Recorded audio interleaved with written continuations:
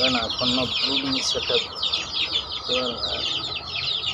அட்டைப்பட்டி போட்டுக்கிறேன்னா கீழே பாருங்க, அதுக்கும் இதுக்கும் எல்லாம் அட்டைப்பட்டி தான். அட்டைப்பட்டி கூட சுடு தண்ணி வச்சுக்கிறோம் பாருங்க, சுடு தண்ணி. அப்புறம் இந்த பக்கம் சுடு தண்ணி பாருங்க.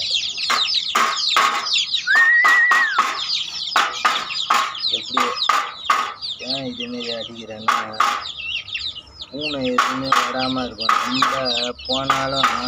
நம்ம எங்கன்னா போனாலும் இது மாதிரி தட்டி விட்ருவோம்.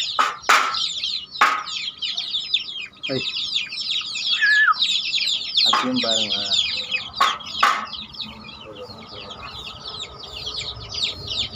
சுடு தண்ணியில் கலந்து தான் தீவனம் போட்டு,